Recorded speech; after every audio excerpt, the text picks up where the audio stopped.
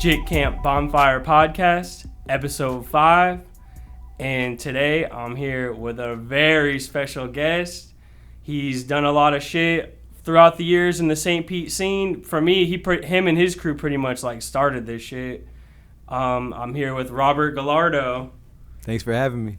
Yeah, no problem, brother. He was originally going to be episode 100, but we just had to do this shit now, man. Make it happen. Yeah, lined up. I was in town, and I wanted to do it because I saw it already getting off to a good start. So I'm like, I kind of want to be a part of it, So all right, brother. I appreciate it. I like how you're making St. Pete look. You're really like giving it a focal point. I like that. I appreciate it, man. Oh yeah. So I'm not sure if it was the first video I saw from you, bro, but when me and my homie, we would get out of school and like try to watch videos online, and I'm a big hip hop fan. He was a big hip hop fan, and I was always looking for artists like who from the city was really like doing shit. You know what I mean? Yeah. That I could like relate to and look up to. And I was already like, I don't know, I was like 12, man, fucking around with like Lil Keese's, like Paper Chasers, rest in peace, Lil Keese, but Paper Chasers Entertainment. Yep. He had me on the street team on MySpace days, bro. Like, bro, he was like, if you can share this on 20 different things and tell 20 different people, bro, you're on the street team, and I'll give you a chain and everything. And I was like, man, bro, I want to be in the crew. Lil Keese is a legend, man. I met Lil Keese in art class. Oh, that's fucking dope, dude. St.Pete High. That's crazy. He's a legend. R.I.P. Lil Keese. So other than like him doing shit and Famous Kid Break and like DJ Surefire, Smoothie, all of them, Free Smoothie, all of them. Yep. That's kind of how I found out about you guys, because I seen Crown Marquise and Smoothie did that video, All I Want, I think was the name of it. Yeah. And it's first thing that comes up, robertgallardo.com. I was like, okay, the visuals and everything. And that shit was like, you guys shot it like right up the road from where I lived at. So it was the first time of me seeing like my city in a video of people that are actually doing this shit. You know what I mean? And little by little, like all your other videos you guys were putting out at the time, like the Game Boy video. Pretty much little by little you were building up your style. Like you could see it. I was rewatching some of them today. Yeah. But you always I always would love how you would do your font different, and then it would match like the .com and everything. It was all be lined up. And I was even watching one of them, I think it was called, for the song Classic, where like you would have Mari rapping up here and then have Spade rapping back here, and then it would like flip and he would be rapping back here and he would be rapping up here. Yeah, so we're just trying to like little like creative stuff like that with like no budget, Yeah, I don't like. I was trying to figure out how you were doing that shit back then, bro, because it was like 2011, bro. I was like, bro, I was in like freshman year of high school, dude. I was like, you know what I mean? Some Jit shit watching that. So anyways, like at that point, like Crown Marquise, he's always been one of my favorite rappers, but that's the song that really like kicked it off. And then Color Scheme video, and then it got to, I think it's one of the, if not the best song that ever came out of St. Pete, Unsuccessful Brother. Let's talk about that Unsuccessful shit, man. Classic. How did you, you told me it changed your life. It changed my life, definitely.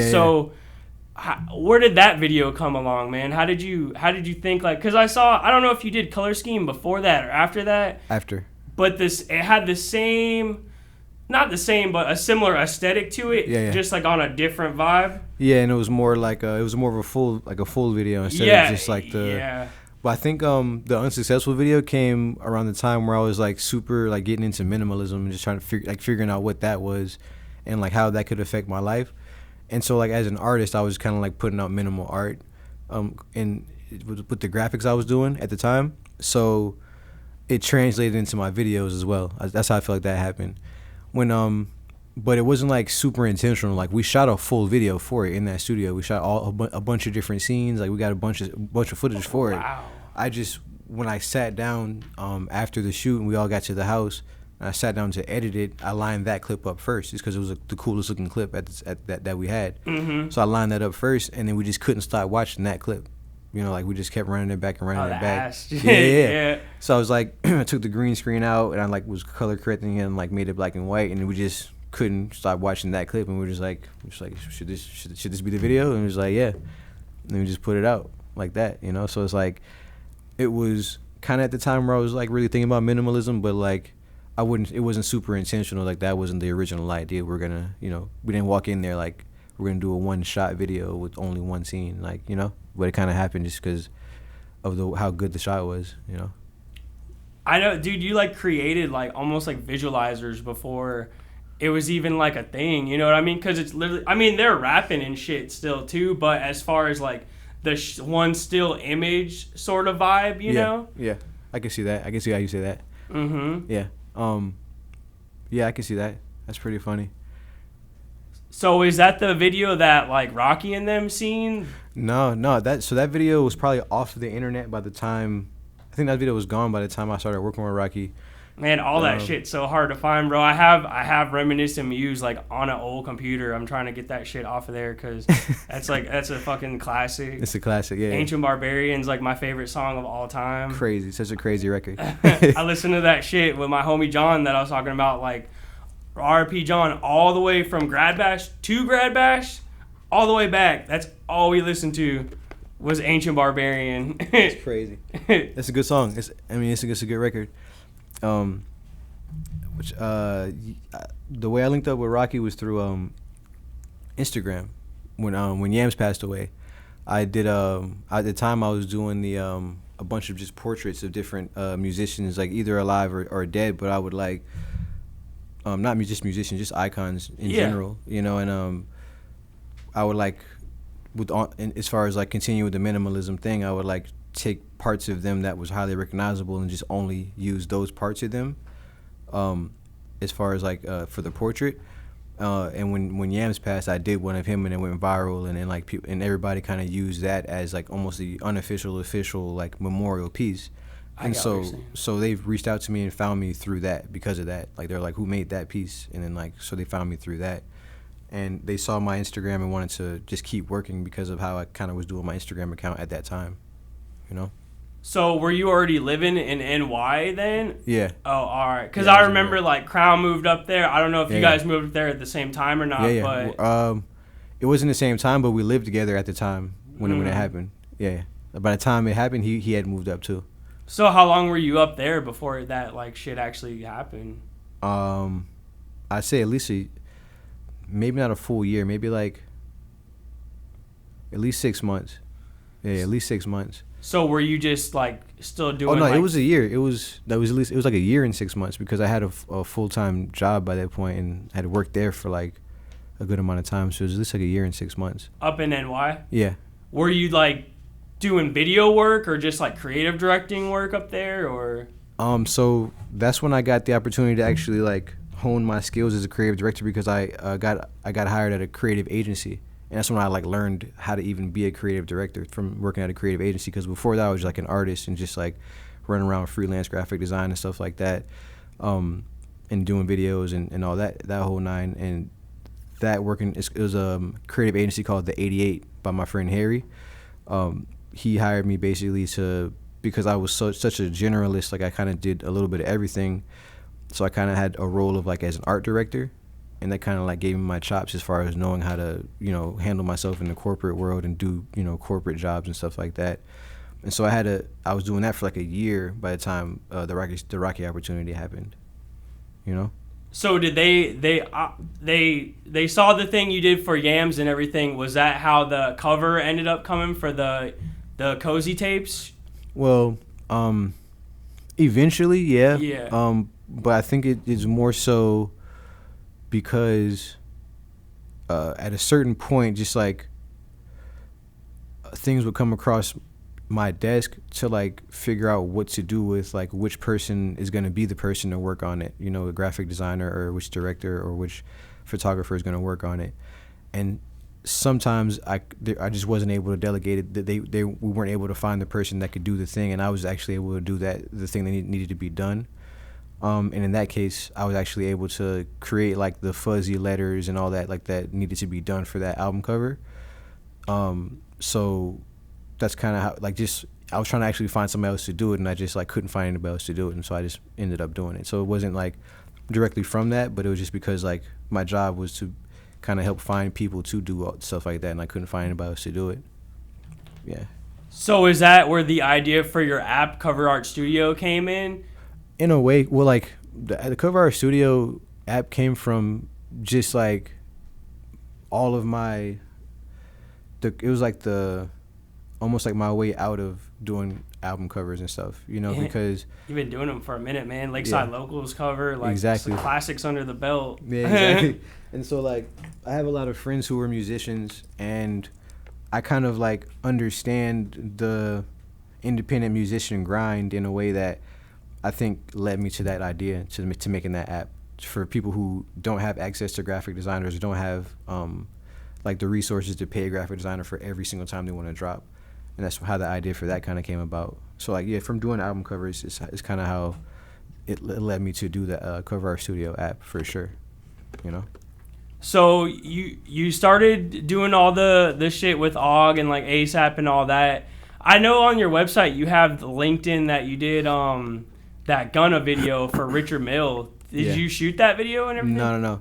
So like any video that I creative directed is more so I worked on the treatment for it and got the idea pushed through. So there's a budget was unlocked for it. So like the way that works is you have to like have an idea, that you have to like be able to pitch something to be able to unlock part of your budget for the most part if you're not paying for it out of pocket. Mm-hmm. And so like I worked on the treatment to like basically like what a writer would do on a movie, like a storyboard. Yeah, of what the video is gonna end up being. It's like how you showed on that one web chat you did where it's like you had the writing would go here and like for everything they would say you would do the picture. Exactly like that. Dude, you were already doing that shit on that All I Want video by like you would have whatever they would say, boom, that's what popped up. Right. Like off rips you were already doing that shit, bro. Yeah, exactly. So it was really just like an evolution of like the process and making that more of like a professional process over time rather than just like a kid just doing it, you know? Well, that's what I love that video, bro. I feel like it reminds me of that movie Uncut Gems, like the way whoever shot that shit. It's really dope. Haji and Haji. Oh hell yeah, Haji Slides. Yeah, Haji definitely shot that. And yeah, he's that kind of director. He's just like real raw like that, you know. Mhm. So that potato chip ad, is that something that you did for them recently, or is that something that they did? Because I know he did that bodega thing, and it almost seemed like it could go with that. I don't know if that's like the same thing or what. So like with the design of those chips in that Klarna commercial, it was again like a situation where like I didn't really have time to delegate it, and I was just in the studio at the time. And he's like, "Yo, we got this commercial we're gonna shoot soon, but the chips that's supposed to be behind me in this shot, I don't like the design of it. Can you design a new bag of chips real quick?" Because some chips. because like of the Og Bodega stuff, like because I designed like a lot of the packaging from the Og Bodega. So like on my way out of the studio, he's like, "Yo, do you want to design something real quick for the?" I'm like, "Yeah, sure, I got it." You know, and that's how that came about.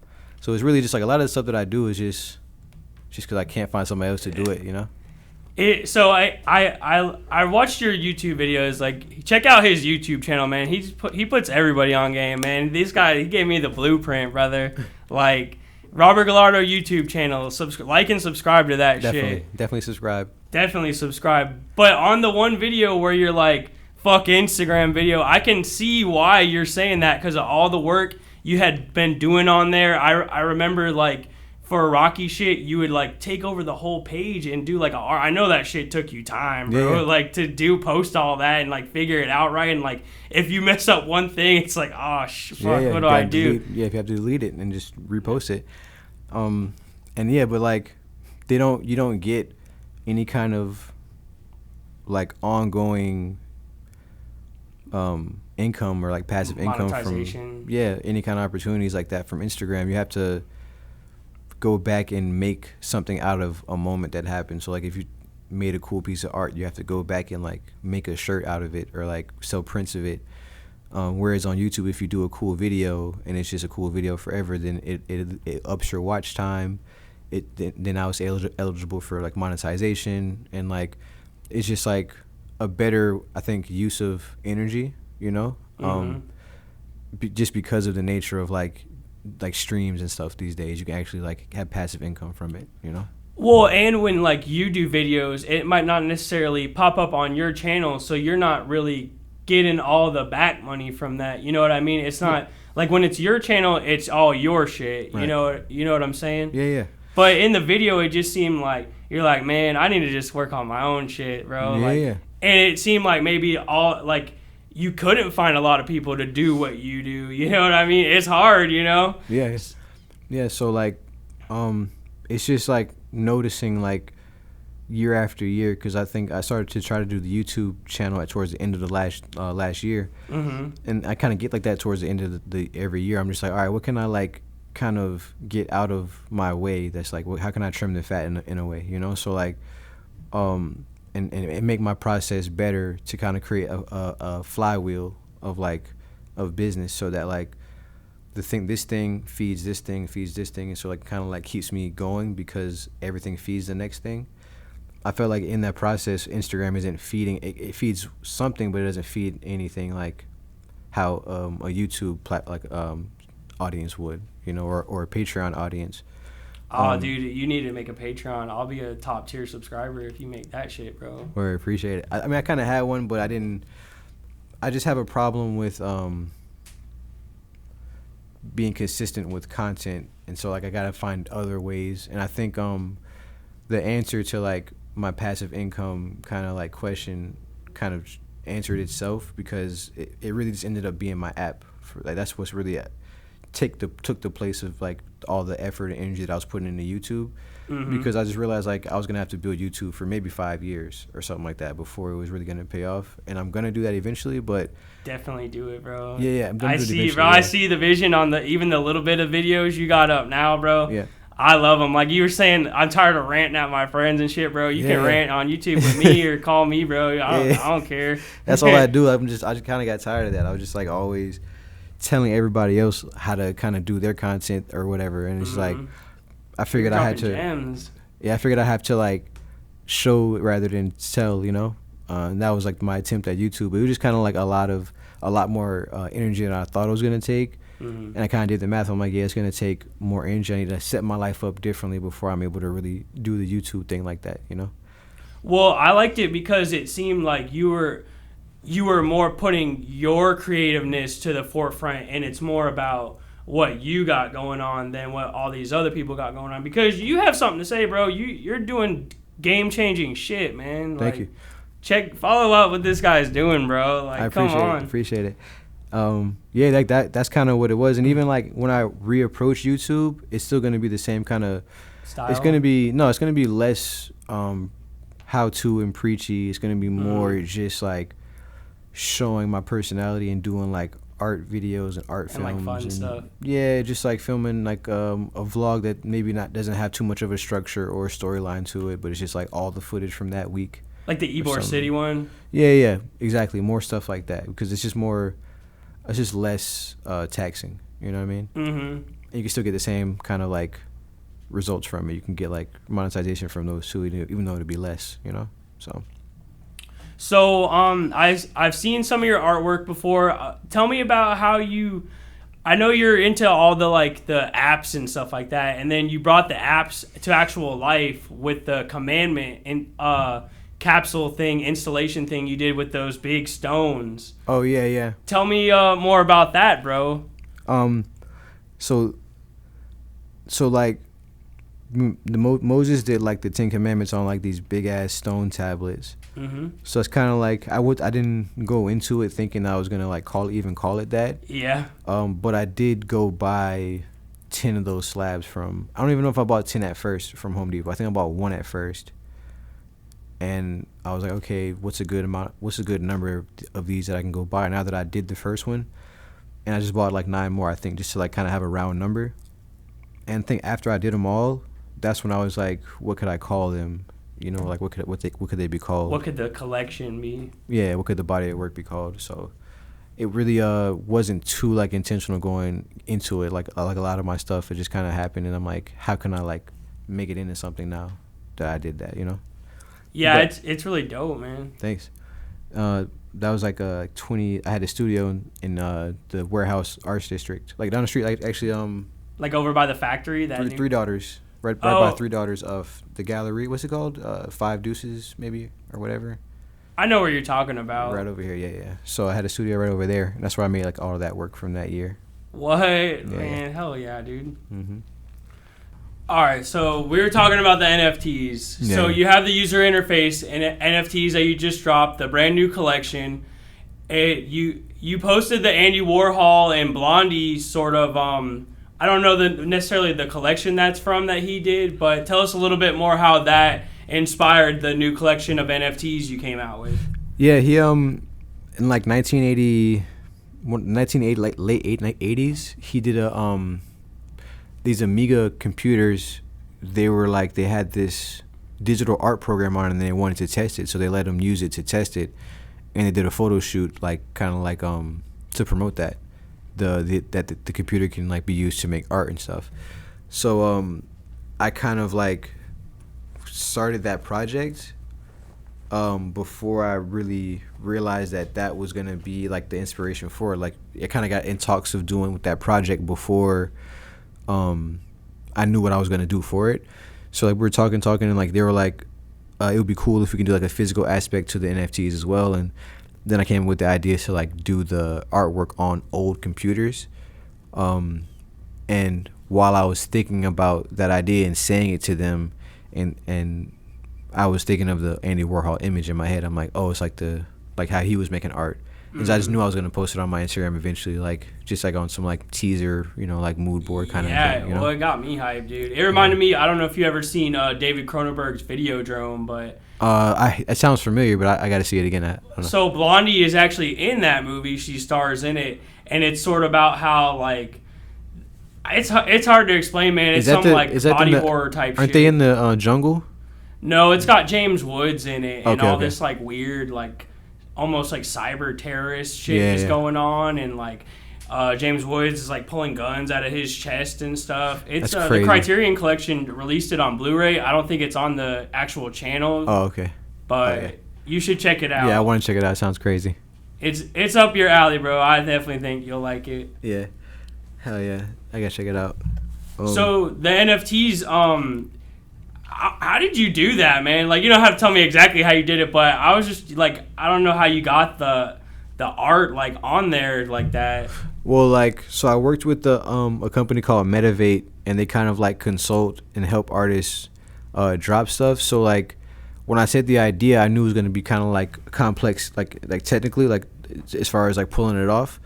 So the team, Daniel and Shia, they kind of helped figure out how I was even gonna get the art programs on the computers and get them up and running and even be able to save the stuff. So they kind of helped me almost walk in with like a user manual, and they Daniel put Adobe Photoshop 7 on the 2 Apple computers, and then the Windows computer already came with Windows Paint on it. So we just used that for that one. And the Etch-a-Sketches is just the Etch-a-Sketches. You just make the art. And the graphing calculators, the TI-83s, they have these graphing functions on them already that you can plot points on a graph. Yeah, we used to mess around as kids. That's why it's like it went across the whole scape of like our technology sort of lives, pretty much. You know what I mean? Right. I mean, yeah, it kind of was like mirroring my life as far as like having devices to mess around and make stuff on, and so it was like nostalgic in that sense. So a lot of the programs, I kind of just know how to I had to remind myself and get back in the zone to make those. But once I was in there, it was just like how it used to be, like just making art in those programs, or on those devices. It's sort of like some cyber like caveman shit, you know exactly, what I mean? Yeah, exactly. It's like digging through the rubbish and just like finding what you can and making what you can out of it, I like how you're including the actual physical art as well, because it sort of gives the person that's getting that a little something extra. Like obviously they support you if they're picking that piece up, but It's like a display piece in their crib. They have the NFT forever. You know what I mean? Like, yeah, exactly. And they get like the full rights to the actual artwork, so they can do what they want with it. They can print it, sell it, however they want to do with it. And the funniest part, like somebody wrote me on Twitter and like was like imagining putting one of those old computers like in their wall, like cutting out a hole and just like having the face of it in their wall. I'm like, oh, that's a crazy idea. I hope who collects it like does that, That would be sick, man. Yeah, it'd be nuts. that's why I was saying, like, if you ever do, like, I mean, obviously you're gonna do one, but once you do your, like, one of your big installations, I would love to see, like, some shit like that. Like, I was already thinking about, like, oh, what could he do, like, with a gray room or something like that. Right. Yeah, there's no telling. Like, I mean, if it was just like a installation, I think it would be more specific than to have an old body of work in it. I think I would like do something like very specific to that installation. But if it was just an art show, then I could probably show some of those old pieces in that show. But if I did an installation, I'd probably like do an actual something within the space. Yeah, like some kind of like something just like I'll build out and maybe do like a social experiment or something like that. Oh, that would be dope. Yeah, some cool shit. But I definitely want to do installations, one day for sure. But it just kind of has to happen when it happens, Mm-hmm. So, when you were doing some of your creative work with Rocky and them on the Testing album, did you help on the music aspect as well, or was it all just as far as the aesthetic of that lab rat, like, this is Testing vibe? As far as like helping with the music, I was just more like lending an ear and like this is dope, this ain't dope. Yeah, kind of thing.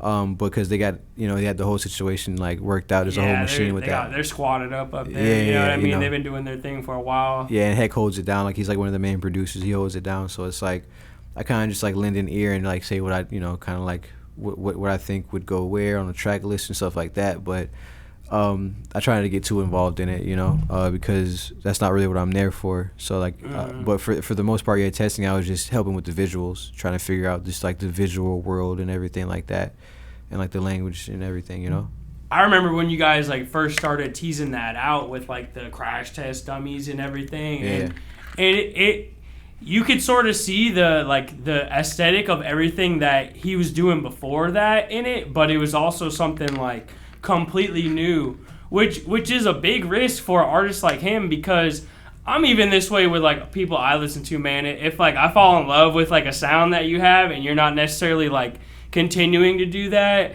I might get fickle, but I have to look back and be like, all right, like I wouldn't want to keep doing the same shit over and over again. Like, let me appreciate what this is for what it is, and sort of look at it that way. And that's why I love that album. I mean, I liked it when it came out and shit, but it's still like holding the test of time of like for sure a piece of work you can listen to, Yeah, it's definitely an album that gets better with time. I feel like it's just like it's really a moment in time, for sure. Absolutely. Yeah. So let's talk about your project, Algorithm and Blues. Yeah. When's that dropping, man? Have you been working on it? I know you dropped the little teaser EP on your YouTube. I reviewed it a couple weeks ago. Yeah. Before the Algorithm EP, you got the visualizer up there with the monolith and the girls holding your braids, bro. That shit was a vibe. As soon as I seen that, I was like, man, I don't know exactly how I'm gonna write this for him, dude. Like, hell yeah. So that like, I came up with the name Algorithm and Blues before the algorithm thing. It's just kind of like I probably came up with that name during the whole time period where I was doing the writings, like a lot of the writing art. I know what you're talking about. Like I just posted one that you wrote, the like employment is slavery one. Yeah, bro, that one hits, man. It is. It hits, brother. Mm-hmm. It's true though, and I probably just read that in somewhere, like, and just like paraphrased it. You know what I mean? Either way, I like how it's in your writing on the gray background. That's what I like. Exactly. So I think the name of the album came when I was just in that creative, like making puns and like kind of thinking in that like short, punchy kind of like thoughts. And I haven't really, up until now, I haven't really found like a style or kind of like a direction to go with it. And so until I met my homie Lil Algorithms. His name is like, I met him last year in LA, and his producing name is Lil Algorithms. So I'm like, okay, I think you're gonna have to make the whole tape, like you're gonna have to produce the whole tape. And everything. Yeah. Oh, all right. So like, I'm just gonna be working with him mostly on that. And so for right now, we have like the intro at least started and like a bunch of random songs, and I gotta just figure it out. So that's like, dope. Yeah. Thanks.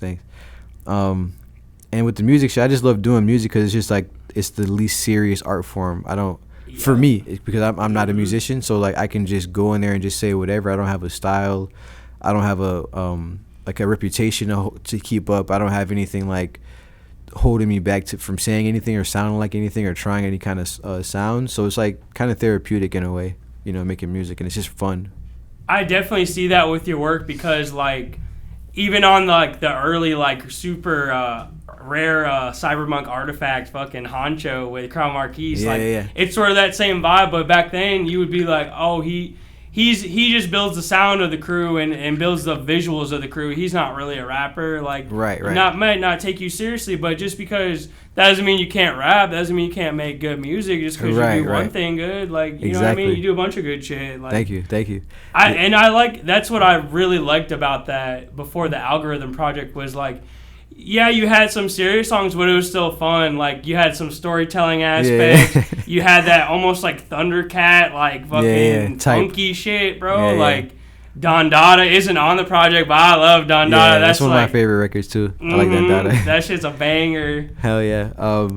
That's just, like, it's just a fun... And I think I started making music because I'm just always around, like, rappers. I'm just... Oh, yeah. Always around them, always. I can't just... Because I love hearing it. I like hearing the process and just... that I don't know how, I think that just ended up being my like crowd of people who I just end up hanging around, so I'm just inspired by that, and I just wanted to hop in the booth one day too. So it's like that's kind of how that came about, especially like back with Crown and them. Like they're just such crazy rappers that like they're still killing shit, man. Shout out to local music, shout out Crown, shout out Mari, shout out Amain, shout out King Quell, shout out everybody, man. Like I shout out the 727 Classic Reviews. They got plenty of them on there. Plenty more to come, man. Absolutely, yeah. So, just being around those guys, and just everybody I've been around, just like kind of just like, man, I just want to. There's a thing that's not being said, and there's a way it's not being said from our crew and our network. That I feel like I have a perspective that I can say shit. So, like I just kind of like have fun with it. I was in the studio last night with Johnny. Yeah, so let's talk about that. You've been working with, shout out Johnny Adama, shout out everybody over at Zoo. Yes, sir. Shout out Play Runner. Yes, sir. Yeah. Everybody. So, are you working on his new album? I know he was out in LA chilling with you. He even like dropped it on the Adama Effect, like out in LA, like from Cali trips to Bacon trips or something like that. You know, I peeped it. You Absolutely. No, we're actually working on our collab tape. Like, shit! Me and him got like 20 songs together. Just trying to figure out which ones are the ones to actually drop, and like put out. Of you rapping with him? Yeah. Oh fuck he's my favorite person to rap with. Like I can't.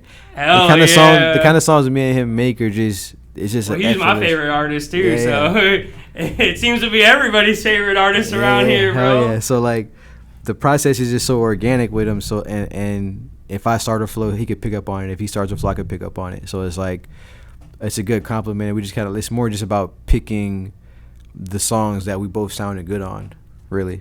You know what I mean? Sort of like the Tijaru album that came out, Easy Money, like his collab album. Yeah, exactly. But they've been making songs together for years, like because they're cousins. Yeah, I've seen that How High video with Crown Marquis, like. Yeah. You know what I'm saying? So, shout out to Drew. You know what I'm saying? He was on a couple of the songs last night too that we made. Yeah, I seen you guys in the Zudio, man. Everything that comes out of there is fucking the classics. Zudio, I like that. The Zudio. Classics. That's hard. But yeah, I love making music. It's real fun. And if you heard everything I made, you'd be like, oh, this shit's trash. But like I just picked the best ones. That's why I take so long to put stuff out, because I feel like everybody would be like that though. You know what I mean? Like, who knows all these legendary great songs that we could have that nobody has ever heard because they're not even unreleased joints, you know? Yeah, exactly. There's like thousands of songs probably that like Future and them make, you know? yeah, they got fucking shit, like hard drives full of shit that isn't even gonna be used. I seen Gunna, he's like, on the GQ, like 10 things I essentials or whatever, he's like, I got a hard drive for this, I got this backup hard drive. Oh yeah. Absolutely. So, how have you been liking living in LA? I don't know if I really like living in LA. It's different out there, bro. I took a trip out there, and it reminded me a little bit of over on this side, but like the air was a little different and stuff. It was a lot different. Yeah, it's cool, but I don't know if I could live there. No, I mean, I think this time that I lived there, I think I finally got it.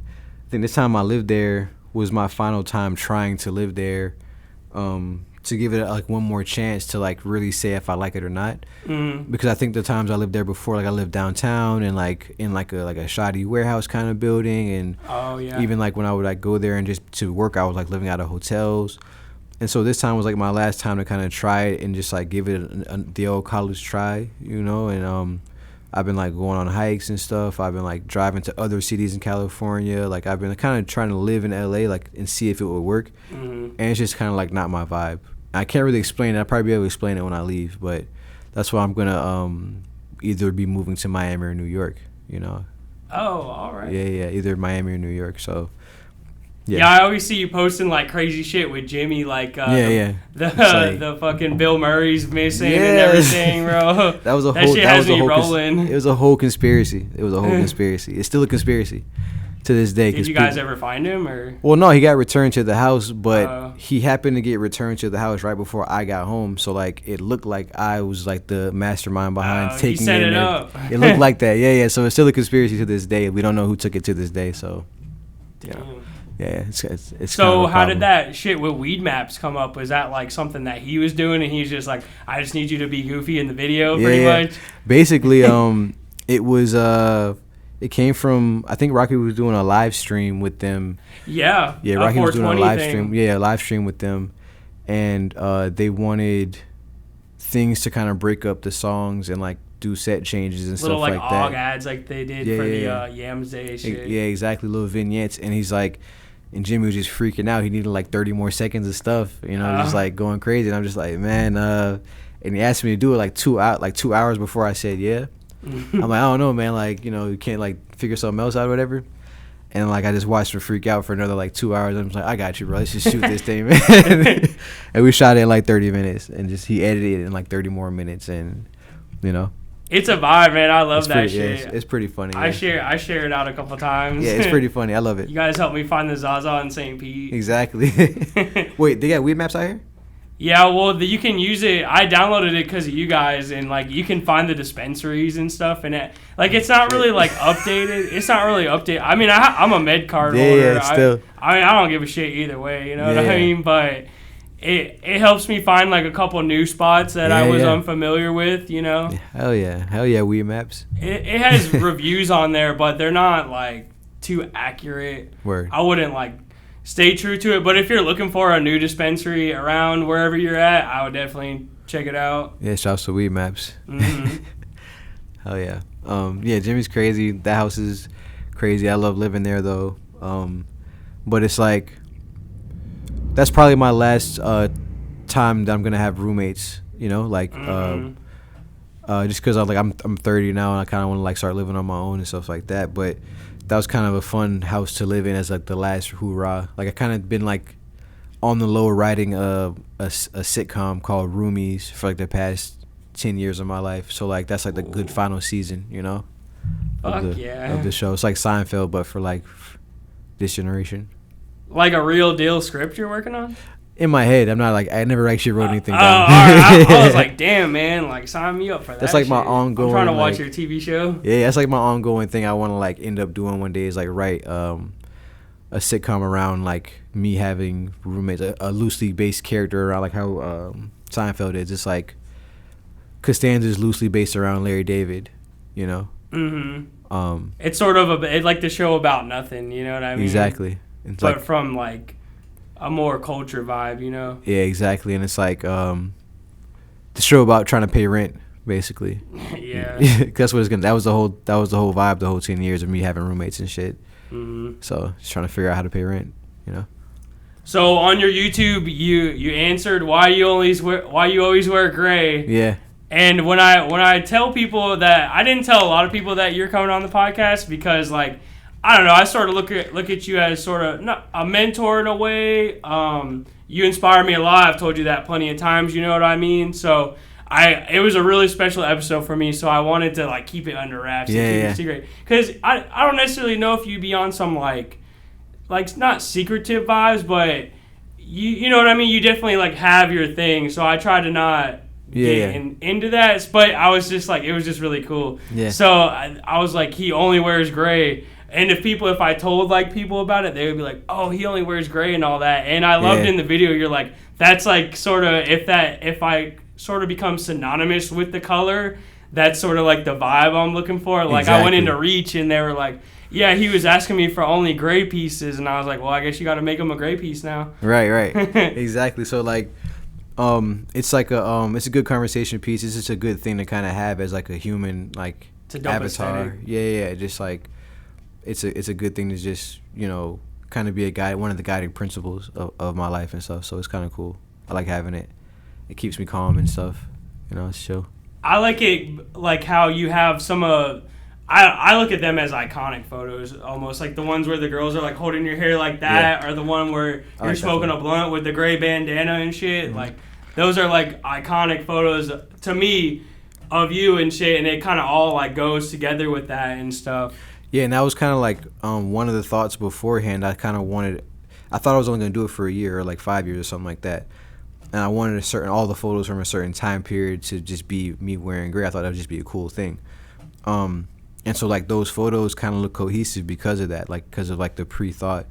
And I do like, I think that photo Alyssa took is an iconic photo. I like that photo a lot. The one where they're holding your hair? Yeah, like that shit, man. Like if you made shirts or like even a poster or something like that, bro. Yeah. You know, I would definitely get one. Hell yeah, that's definitely one of those ones for sure.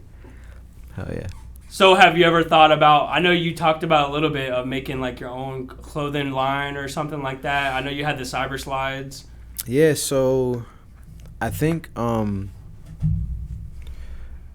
it's right now it's to a point where I can just like drop singular products and just like sell them on my website as like Robert Gallardo products. Oh yeah, you know, on www.robertgallardo.com. Exactly. Thanks for the plug. I think it's just to that point right now because like of my like I'm kind of unorthodox with like my schedule and everything and the way I kind of move and do things. So I'm not able to kind of like produce whole collections or like a winter, fall, and a whole capsule and put your full like time behind that because it's a process. I've been dealing with a lot of like designers and like artists and stuff, and I'm even working on my own brands, my own brand. So it's like, where do I find the time to get it all right to where it doesn't feel like rushed? Exactly. Yeah, exactly. So I think eventually, like, because like my artist name is my name, like I can eventually have like a line with just my name eventually. Yeah. I guess I can see that. It's not like a far-fetched idea.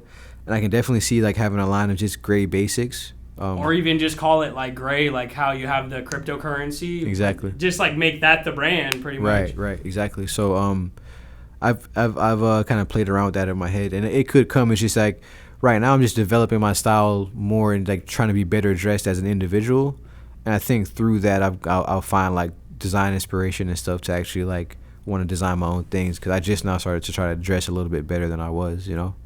Because at first, the first step was just making everything the same color, but I think now I'm going to try to, like, elevate the way I look, you know? Like with the different fabrics and stuff? Different fabrics, different cuts, different, different, like, silhouettes and everything, all that kind of stuff, you know, just thinking about my form a lot more and the way I'm presenting myself a lot more, you know, than I was. Because I was just, like, I used it as, like, a life hack to, like, not think about clothing. You know, and that helped for that time period. It's just kind of what I needed. And I think now, just turning 30 years old, I kind of want to elevate my lifestyle and elevate the way I present myself. And so I think in that process is when I like want to start designing stuff, you know, like and actually have a line or something like that. That way you'll always have something to wear, even exactly. I don't necessarily know if you'd want to wear your own shit all the time, but it was definitely stuff to add to your wardrobe, you know. Yeah, and like I mean, like right now, like my basics. I actually dropped a line of basics called the default settings collection or something like that, like a little while those ago. Tees that you have on there? Yeah, but it was like a half-brained attempt at it, you know what I mean? It's just like, a drop, a small drop. So like I can see me, because right now, like, I get all my basics from, like, Uniqlo and stuff. So I can see me, like, wanting to have all my basics be my own stuff, you know? Might as well, right? Exactly, yeah. Because, like, just, like, a 3-pack of T-shirts, like, all 3 colors. 3-pack of socks, all 3 colors. And, like... Oh, bro, if you drop gray socks, I'm definitely... Yeah. Limited socks, I'll pick them up, man. Yeah, I played with the idea of it, and actually, like, started... And a hat, too, gray hat. Yeah, I haven't started that idea, but I designed some gray socks and a couple great items, and I was gonna do a drop this year on like the same day that I started wearing gray, July 17th. Yeah, I was gonna do a drop this year, but I don't think I'm gonna be able to make it in time. Where I was gonna drop the rugs and everything, but I don't think I'm gonna be able to do it. Let's get into the rug, man. I shouted it out on the episode 3 of the podcast. Oh yeah.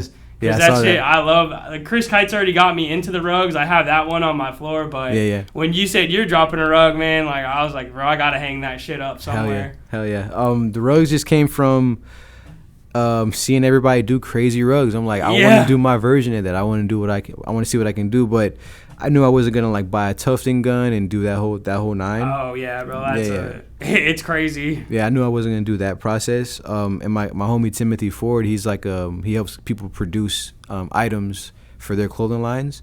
Mm-hmm. And I've seen those sneakers he's been showing. Those are pretty dope. Mm-hmm. So he has this whole line called Mandim, and like he basically like he has access to just like all the manufacturers and fabricators and all that kind of stuff.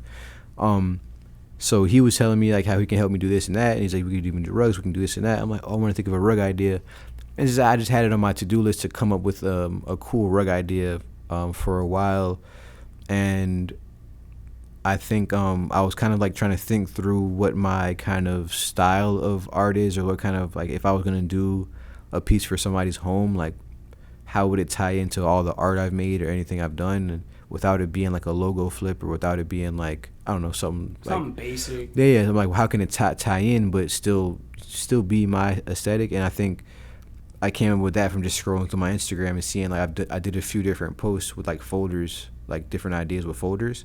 Mm-hmm. On the computer. So I think I got the idea from just like to do a folder rug from looking at my own artwork and seeing like what would kind of match what I'm already doing, you know? Well, it ties in with like your whole cyberpunk vibe and like, exactly. A lot of the you've done some of the like the other pieces where of like your digital art where it's been like folders and stuff, or on the I don't know what to create, make a new folder, you know what I mean? Exactly. So it's like it's a recurring theme, you know. It's a recurring theme. And I remember I went to I had a painting teacher at USF St. Pete once, and I went to her, brought her all these, like, that's when I first started doing like the ramen noodle prints. I would like print them on canvas, and I brought her all these different food items because I had an art show downtown called like Food, I think, and I was just like, I printed out all these food items that like were from the culture on these canvases, and I brought them to her, like trying to like get advice and stuff like that. And she had actually met Basquiat or something back in the day. Oh wow! And I remember like, I'm like, yeah, I'm trying to like figure out like my brand, da. She's like, and like I was like just talking. I'm like, I want to be like Basquiat and Warhol, da. She's like, well, Basquiat wouldn't like care about a brand and stuff. I'm like, well, that's how I'm different or whatever. And which the main advice she gave me was that you got to like figure out how you can do that same thing year after year with different seasons, different collections, but it still be like a through line of all your work. And so like that's kind of why that's my part of my process now of just like when I go to do a new thing, how does it connect to the old stuff that I made, you know? How did like even in the future, like how is it gonna all like, it's like periods of your history. Like so when I look at like a director or like an artist or even a musical artist, it's always like this like phases of their career, you know what I mean? Sort of like this could just be your gray phase now. Who knows what's next, you know?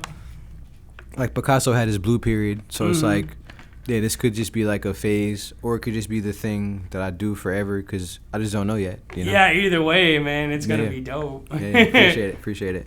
I definitely won't do the next thing until I know exactly what I want to do, you know, so I won't, whether that's going to be, who knows what it would be, but I definitely won't do it until I know exactly how it's going to, it have to be a solid plan kind of to stop wearing gray, because right now it's just easier to do it, and I like it, so. It's a vibe, man, like, I don't, like, that, it's working for you. It seems like everybody knows you from it. So right. So yeah, I don't want to. If it's not broke, don't fix it. So kind of thing. And I like what you were saying, how like you can look at your closet and look at all your stuff, and it's like just appealing to you just looking at that, like, oh, it's just all gray. Like it's a vibe, you know? Yeah, when I walk past my closet and I just glance at it and just see it, like it's because your room tells you who you are, it reminds you who you are. Like if it's messy, that's what you're telling yourself that you are. You're telling yourself that you're like that kind of person. And so like when you're really intentional with what you put in your environment, that kind of reminds you of who you are. Like it does it whether you're intentional with it or not. Like it reinforces who you are, whether you're intentional about what you put in your environment or not. But I know that my environment kind of tells me who I am. It's like a feedback loop. And so I make my environment keep feeding me like what I need. And I think seeing my closet like that reminds me that I might be kind of obsessive a little bit maybe too, but like it reminds me that I'm able to stick to things for a long time. It reminds me like I'm able to curate, things in a certain way. It reminds me that a few different things about me in that moment that I may not even process consciously, But it just is a good, like I said in the video, it just feels good to look at. I'm like, oh, that's like an art piece just to look at sometimes. Like when I wash all my clothes and hang everything up and fold everything, it's just like, it's like every week I can like make a piece of art by like just making my closet back neat, It's like satisfying. Yeah, very satisfying for sure.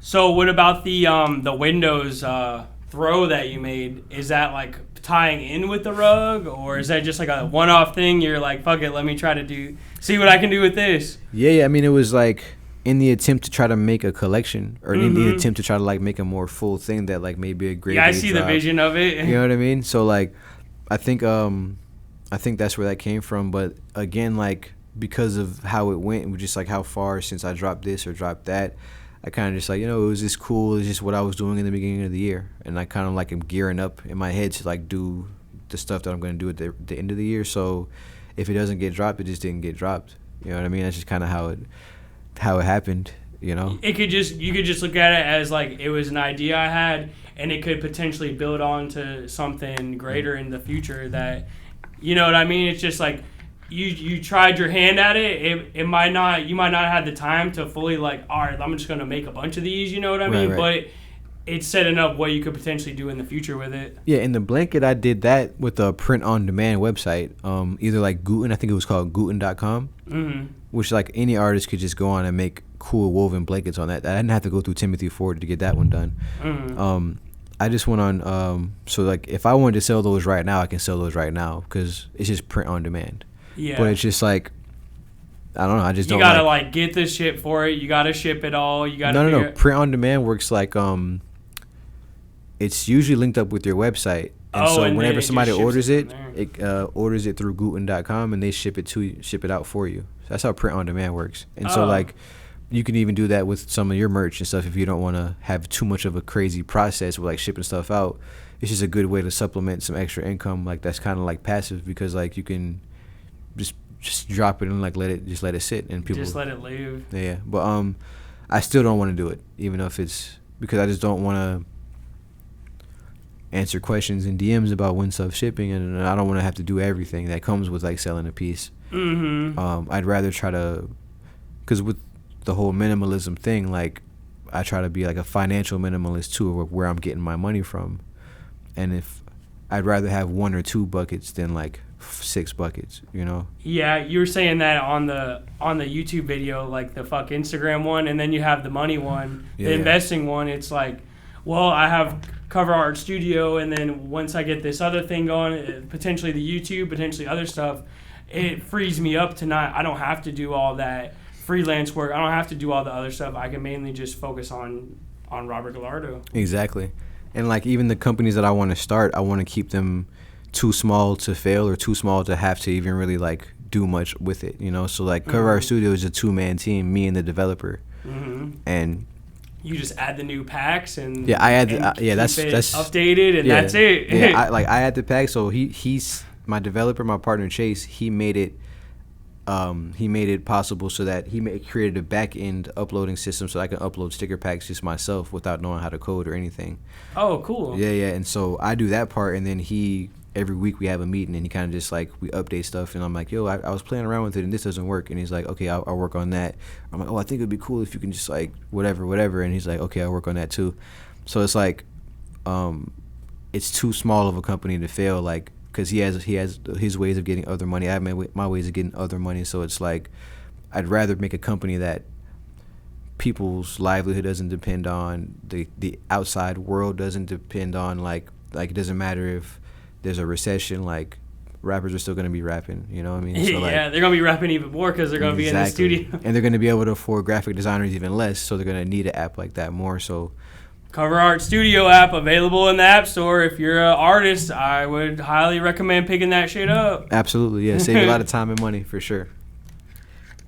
So yeah, like going forward, like anything that I get involved with, that's kind of why I slowed down the YouTube until I have my life set up to where I can like have an editor and all this other stuff, because it was taking away from my ability to be able to build Cover Art Studio up to like basically have some kind of like escape velocity and get out of orbit. Like it's kind of hovering right now. It became like you didn't want to make YouTube like your full-time thing. You were trying to just, I mean, eventually it will build up, and then you can have it as like that side source of income here, and then that side source of income here, and then maybe you do, by then you'll have the Patreon thing like figured out, how you can put in some goodies for people to get them. I don't know. I think YouTube, you got to do it full time if you want to do it right. I think the way I would do YouTube is the way I would come into it after I had excess money from Cover Art Studio. I would come into it with the ability to pay an editor and just a team around it before, and have meetings with them, and like I just shoot videos and just send them files. And then they just do it and upload it all, and pretty much the only part that you have to do is just come up with the content and do all the behind the scenes stuff. Maybe I have somebody help me write them too. You know, like just somebody there, like an accountability partner that's like there to help me stay on point every week. And until I can build a team like that, I don't really even want to like waste anybody else's time on my YouTube, because it's not going to be a full product until I can do that. And so I'm just like rearranging when I'm going to like really do the YouTube thing in my life instead of doing it right now. Like it's kind of smarter for me to put my energy into Cover Art Studio right now because of the risk reward. Like I can put a little bit of energy into it and get higher reward for it right now. And so I'd rather try to do that right now because resources are limited still, you know? Mm-hmm. So I heard you in another interview talk about you're a big movie fan. You have a Criterion Channel subscription. Yeah. I'm a huge movie fan. Like the way I got into writing was actually I wanted to be a film critic. Word. But I have so many other interests. I didn't want to just be like you, box into, you can only write about movies, you only know about movies. Right. I didn't want to ever have that problem, so I just made my own shit. Now I can do whatever I want. Exactly. You know what I mean? Yeah. So what are some of your favorite directors or movies that, not necessarily you found on there, but I'm sure that helped you in your cinephile journey? I like this movie called, I think it was called Black Opium or something like, or Black Orpheus. Black Orpheus, yeah. Yeah, the one from Brazil. Yeah, that movie was nuts. It was in about like nuns in like a monastery. I'm pretty sure it's like the Orpheus story, but set in like Brazil. Oh, that's Black Narcissus. Black Narcissus. Yeah, that's the Powell and Pressburger film about the nuns, and there's the bell and stuff. Yeah. That movie, like, really, I love just watching that because of the colors. The color palette. Yeah, and just like the kind of like, Technicolor vibes. Yeah, it was just cool. It was really cool to see. Another movie called Shakedown on Criterion Channel. It was a documentary about like this like lesbian strip club in like the 90s or some shit like that. They got shut down in New York or something. But it was just a crazy, the way that they mixed. It looked like an art documentary, but it was about a strip club. So it was just really cool.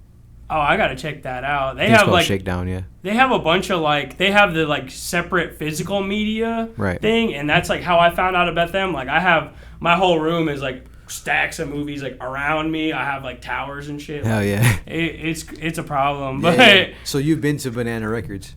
Oh yeah, it's right across from where I work at. You've been there. Yeah, I was gonna ask you that. So like, that's kind of where I started really collecting like DVDs and VHSs like in my adult life at Banana Records. So when I first started out, my first Blu-ray I ever got was from it's called Sound Exchange. It's no longer on 49th Street. Oh yeah, I remember Park, that. I remember that. Yeah. I got the Halloween Blu-ray, and I was like, man, I got my first Blu-ray. I'm hooked. And then it was like, I started diving into Stanley Kubrick. I found out, and then it's like, oh, I like this movie. Let me find out about that movie. And exactly. Then it's like you just kind of like go down the rabbit hole. Yeah. It's like next thing you know, you're watching like 4-hour like foreign movies. You're just chilling, just people just talking. You're just cool with the subtitles. It's cool. It's all good. Well, I saw that you like Jean-Luc Godard, and one of my favorite, like, he had his earlier period, like that new wave period, but then he made this one movie called, I think it's 4 Things You Know About Me or something like that, and it's really like experimental and like crazy and stuff. There's like one scene Martin Scorsese used it in Taxi Driver where they have like a glass of water and there's like something fizzing in it, and it's literally just like a close up of that while there's like talking going on. And, oh shit! Yeah. And that movie, bro, like you'll hear the same shit like repeat like later on in the movie. So it just like is crazy. It's just like a cerebral experience. Like it's like it just fucks with you kind of. His movies are very like cerebral like that. I don't know if you ever seen his movie called Weekend. That movie is like on some savage shit. Every time I watch his movies, it's just on silent and just like in the background or whatever we're doing. Kind of like it's just, I like it's just a vibe. Yeah, I just like putting his movies on for vibes. I think like some of my favorite directors are like Denis Villeneuve. From like Arrival and Enemy. Prisoners. Like his range, what he's able to do is crazy because he did Blade Runner too. Oh, Blade Runner 2049. He's doing the Dune remake. Yeah, so his range is just nuts to me, like with the sci-fi and like his ability to do sci-fi and like so he's one of my favorites for sure for that. I love Fight Club, Children of Men.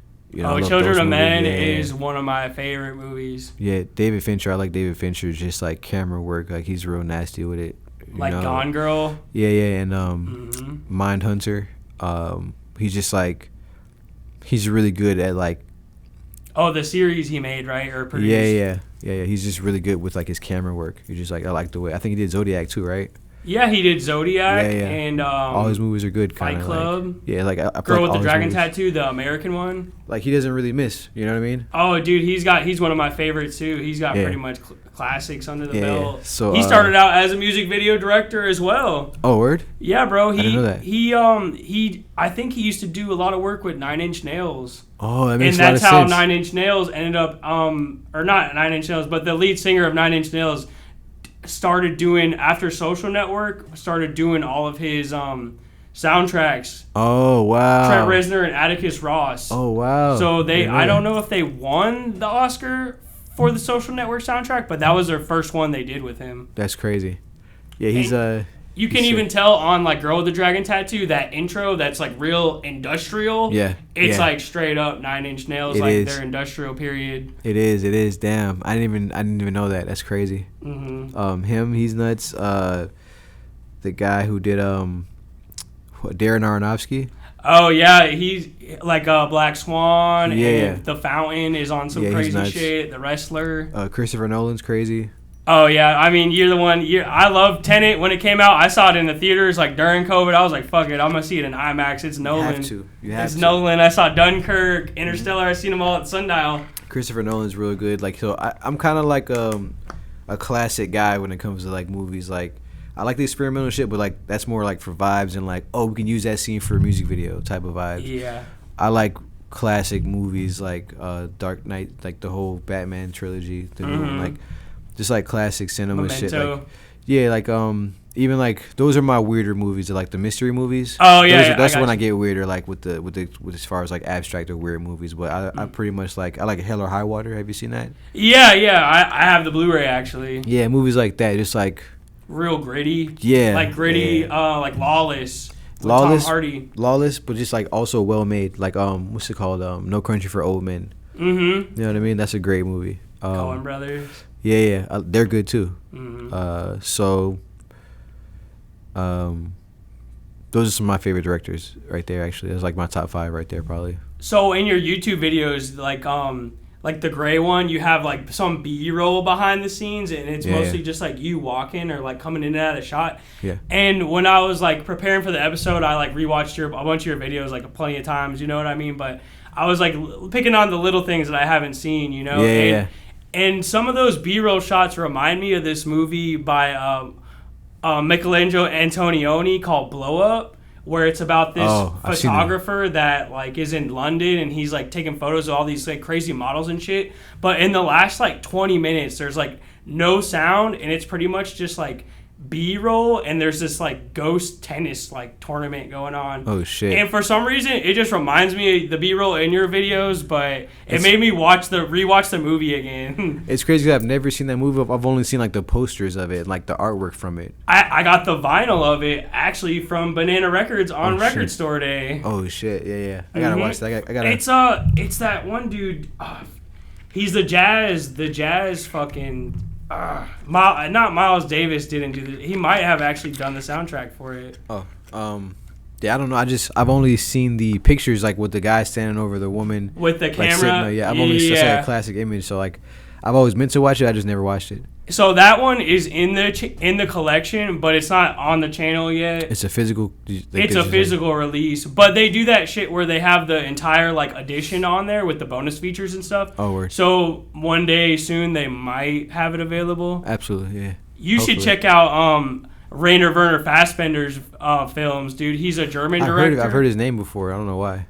I tagged you in something that they did a post about his like title sequences, and I tagged you in it because it was, I don't know, he's one of my favorite directors. Yeah. He only lived to be like 35 or something, but he directed like 60 films. Crazy. Yeah, he would just do a whole bunch of blow and just like, I'm gonna crank out these movies and get them done. His name sounds like he does movies fast. Mm-hmm. Dude, like his movies are like on some other shit, bro. Are they on Criterion? I'm pretty sure all of them are on Criterion. What a legend. I gotta check them out. For sure. I would check out the Marriage of Maria Braun or Veronica Voss. I feel like I've heard of these names. I just never like watched them actually. They're dope, man. We should start a movie club or something, bro. Let's do it. I'm about it. Yeah. Like I said, I'll be here at the end of the year. All right. You did the book club that I seen you started the book club, and you're like, I didn't think we could do something like this, but now we can do a movie club. Exactly. My homie Jordan started that book club actually, and like during like when quarantine first started, like we were all losing our minds. He started a book club. That shit was inspiring for sure. It fills it out, but you have Criterion channels, so we could maybe pick shit from there, and then it's that way we can all watch it. You know, get together and discuss it. Mm-hmm. Yeah. I'm with that. I'm with that for sure. I'm definitely with that. All right, brothers. So this has been episode 5 of the Jit Camp Bonfire Podcast. You can find all of Rob's work at Robert Gallardo on Instagram, www.robertgallardo.com, his YouTube channel, like and subscribe to that. You can find all of my work on at JitCamp727 on Instagram and JitCamp.com, where a Jit can be a Jit. Yes, sir. Peace. Peace out, man. Appreciate it. Appreciate everything, sir. Yeah, brother. Thank you, man.